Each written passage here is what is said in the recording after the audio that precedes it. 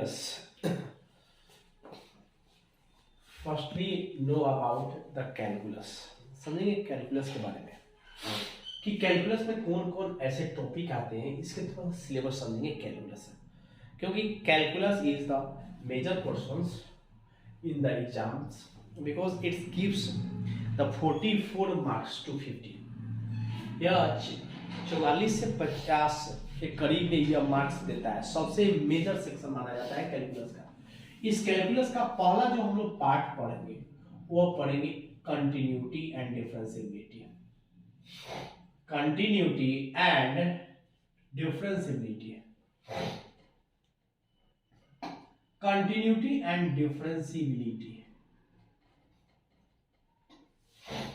पहला सेक्शन पढ़ेंगे continuity and differentiability, क्योंकि यही कंटिन्यूटी और डिफरेंशिएबिलिटी हम लोग को यह कैलकुलस के बारे में यह बताता है कि कौन सा फंक्शन या फंक्शन को बताने का काम करता है कि वह फंक्शन कंटिन्यूअस है या डिफरेंशिएबल है या नहीं। यह फंक्शन को चेक करने का काम करता है कि उसकी कंटिन्यूटी और डिफरेंशिएबिलिटी को बताने यानी चेक करने का काम करता है। यह इसमें कैलकुलस का यह पहला पार्ट हम लोग पढ़ते हैं। सेकेंड इसी में हम लोग डिफरेंशिएशन पढ़ देते हैं। इसी का जो डिफरेंशिएबिलिटी में हम लोग जो फंक्शन का डिफरेंशिएबिलिटी होता है उसी का हम लोग डिफरेंशिएशन फाइंड करते हैं। डिफरेंशिएशन हम लोग सेकेंड जो पोर्शन आता है वो डिफरेंशिएशन। यही डिफरेंशिएशन हमारा क्या एक बेस होता है, जो यह डिफरेंशिएशन एक बेस होता है आगे के लिए, क्योंकि डिफरेंशिएशन अगर not understand about the differentiations then you cannot understand next topics of the calculus. So differentiation is the backbone of the calculus. इसलिए differentiation को हम लोग calculus का backbone कहते हैं। यह बहुत important है differentiation। C नंबर समझेंगे। या differentiation का सेकेंड जो portion आता है जिसको बोलते हैं इसका application, यानी application of डेरिवेटिव्स। इसका जो एप्लीकेशन या डेरिवेटिव्स जो है इसके एप्लीकेशन है, इसी एप्लीकेशन में हम लोग पढ़ना है at the rate of change, at the rate of the change, at the rate of the change. इसके रेट के चेंज के बारे में हम लोग अंडरस्टैंड करेंगे। Second at the rate of change तो समझ गए। अब इसके देखेंगे हम लोग at the rate of change के बाद हम देखेंगे approximation. Approximation at the rate of change के बाद हम अप्रोक्सीमेशन देखेंगे कि अप्रोक्सीमेशन क्या है। सी नंबर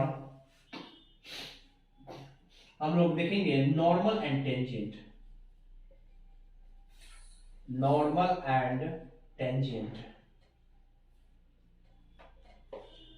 सी डी में देखेंगे ये नॉर्मल और टेंजेंट के बाद after the normal and tangent के बाद हम देखेंगे यहां पर increasing and decreasing function, increasing and decreasing function, increasing and decreasing function. Increasing और डिक्रीजिंग के बाद मतलब मैक्सिमा और मिनिमा देखेंगे, मैक्सिमा एंड मिनिमा। मिनिमा यह मेरा एप्लीकेशन ऑफ डेरिवेटिव्स का यह 5 सेक्शन पढ़ते हैं। Application of derivative at the rate of change, approximation, normal and tangent, increasing and decreasing function, maxima and minima function. यह हम लोग कैलकुलस में यह एप्लीकेशन ऑफ डेरिवेटिव्स के पार्ट पढ़ते हैं। जो यह सब मेरा फर्स्ट बुक का से रिलेटेड है, फर्स्ट बुक्स, यह सब मेरा फर्स्ट बुक्स में है। सेकेंड बुक्स में यहाँ पर सी। अब डी जो पार्ट आता है, डी जो पार्ट आता है जिसको बोलते हैं हम लोग इंटीग्रल, इंटीग्रेशन, इंटीग्रेशन। यह सबसे इंपॉर्टेंट सेक्शन माना जाता है। Integration is the important section of the calculus. Calculus का सबसे इंपॉर्टेंट सेक्शन यह होता है integration, and it is the broad areas. इसके एक ब्रॉड एरियाज है, and understand about the broad areas. अब हम लोग इस ब्रॉड एरियाज के बारे में अंडरस्टैंड करेंगे कि इंटीग्रेशन के बाद आता है इसी का application, application of integration, application of integration, application of integration। पहला देखिए हम लोग ई एफ इंटीग्रेशन। अब इस इंटीग्रेशन का application, application of integration. F में डिफरेंशियल इक्वेशन, डिफरेंशियल इक्वेशन,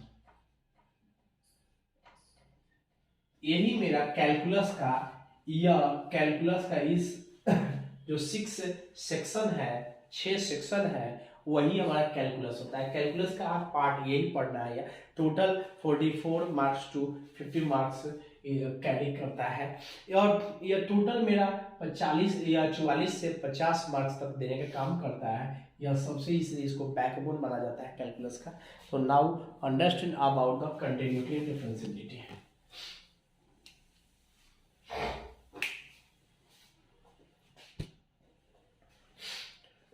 तो इस प्रकार हम लोग देखा कि सिलेबस मेरा कैलकुलस का क्या है। अब नेक्स्ट समझेंगे कि हम लोग differentiations, next continuity and differentiability.